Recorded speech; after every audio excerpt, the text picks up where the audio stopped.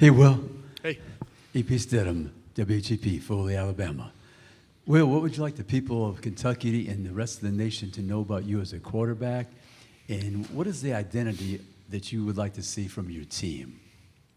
I think that what I would want them to know is that every day I try to make sure that I'm representing the state and the school the best that I can, because I know that as the quarterback I am a huge representation of them, and that I'm doing my best to make sure that myself as well as all the other guys that I'm leading are doing the right things and have things in order to work towards our ultimate goal, which is to be back here in December. To your right, second row. Sorry, what was the next question? Yeah, I mean, the identity of our team has been the same since Coach Stoops has been here, and I've bought into his identity, which is that, I mean, we got that underdog mentality regardless of where our projections are. We're going to have that same mentality whether we're last place or first place, and I think that as long as we have that, then things are going to go well for us, and we're going to just keep working to take the next step, which is, like I said, to be in Atlanta for the SEC Championship. Hello, Will. David Cloninger from the Post and Courier newspaper in Charleston, South Carolina. Heard a lot about your diet, eating bananas with the skin on and mayo in your coffee. Are there any other quirks that you like to have with your food? No, I mean, I'm a big eater, but nothing planned so far. Those things were kind of just natural, organic, kind of funny things that came up that I did. But I'm going to keep you all on your toes, You might be something, that might not, but we'll see. To your left, second row. I will. Johnny Condon, ABC 3340 in Birmingham, Alabama. In two-part question. In your mind, what are the three most important characteristics for a quarterback in this conference? And growing up in Newton, watching Tom Brady growing up, what do you try to model your game of things that he did that you used to watch on tape?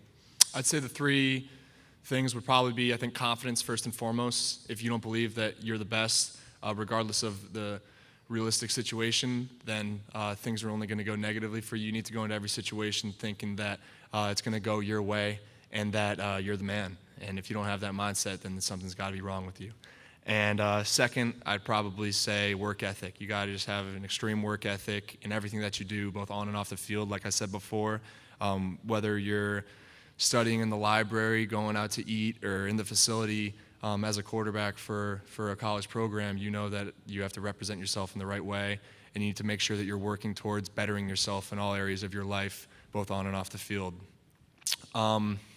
Third, I'd just say leadership. I mean, you got to be a good leader. You have to be someone that guys can look to and look at your actions and know that that's a guy that knows what he's doing, and I want to follow in his footsteps. And that's something that I've always done to the best of my ability, whether I was last on the depth chart or first.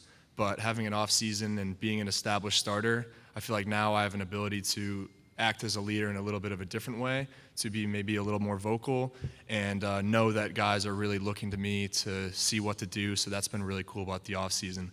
And growing up in the Northeast, growing in North Attleboro, Mass, and then until I was 8, and then Connecticut, always been a Boston sports fan. Watching Tom Brady growing up, going to his championship parades. I mean, that's just someone that embodies everything that I just talked about. And that's why I just love and respect the man so much. I got to meet him a couple months ago, which was absolutely incredible, and it was really hard to contain myself. But very thankful and very fortunate for the success of the teams that I've followed growing up. I had a pretty spoiled childhood for sure. To your right on the aisle, 4 rows back. Hi, Will. Jamal Kennedy, WSFA 12 Sports in Montgomery. Curious to your take about Kavosiey Smoke and how he helps make your job at the quarterback position a lot easier. Yeah, Smoke's an awesome dude. We have such a deep running back room. It's incredible. And what's best about it is I think all of them keep such a great attitude and understand that they're all going to make plays, and our coaches are going to put them all in position to succeed. And there's not a lot of animosity between them in terms of who's getting snaps and who's not. And I just want Smoke to just keep that same attitude, and I know that if he just keeps working, he's going to be an awesome player for us this year, and want to get him the ball more, especially in the passing game. That's one thing that I've personally worked on this offseason is the decision-making aspect of my game. The one thing on the stat sheet that kind of is glaring is the interceptions, and I want to lower them, and that starts with decision-making, and I think that just getting more reps and trusting getting the balls, getting the backs the ball in the backfield, and letting them make plays and getting them in space, good things are going to happen. So working the chemistry with them, might not be able to have the biggest catch radius of compared to the receivers. So being more consistent with the location of the balls that I'm throwing to them. In the spring, I was able to get them a lot of catches, which they were thankful for, I think, and looking forward to seeing what Smoke and the other guys are going to do this year. On the aisle, second row, right in front of you. Anthony Patterson with the Atlanta Boys.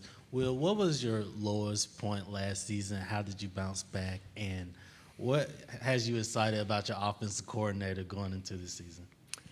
I think the lowest part of the season was after we just went on that 3-game losing stretch after starting 6-0 and then losing 3 in a row. We were coming off of a huge high and then going into a little bit of a downward spiral. We needed to make sure that after each one of those losses, our mindset didn't change and that we weren't going to point fingers and that we were just going to continue trusting the process and working towards what our goals were that were still in play.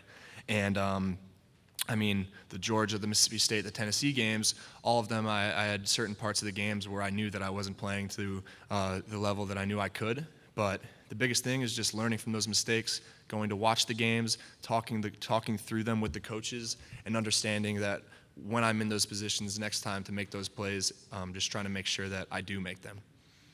We're going to go on the right, on the aisle, 3 rows back. Tyler Shaw with KBTX and College Station. Will, what did you learn about your team, after having a 10-win season, and do you feel like you guys are in a position to, go beyond 10 wins next year?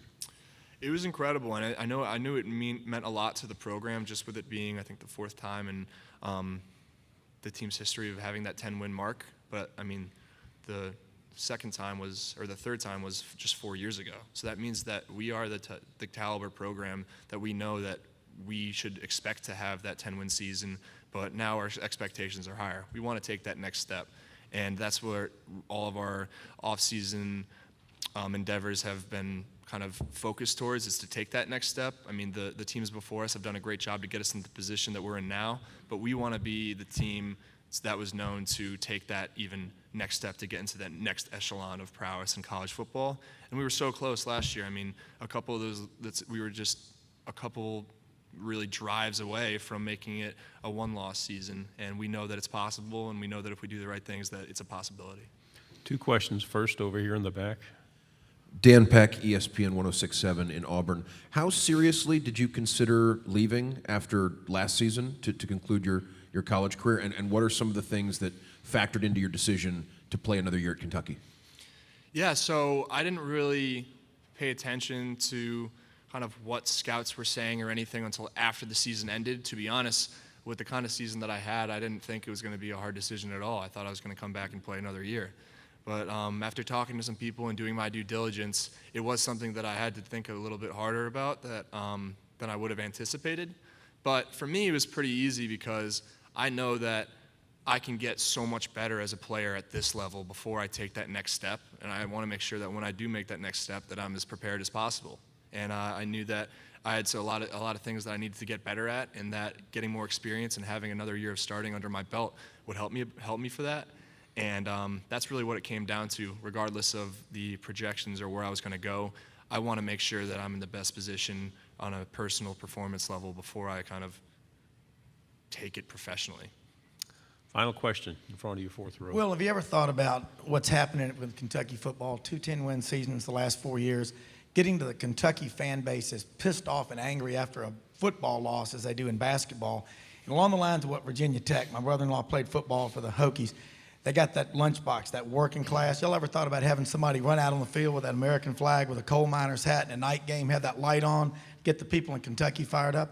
Yeah, I mean, there's a problem if you lose and your fans aren't mad. That means that you're expected to do great things, and we know that. And we want to make sure that we go out there every week and give our fans a show.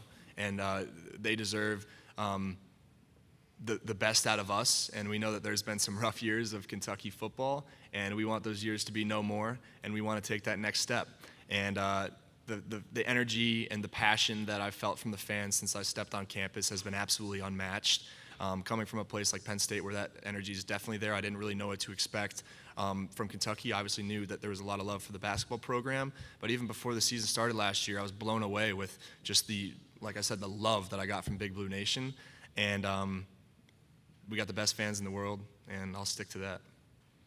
Thank you, Will. Good job. Good luck. Thank you, guys.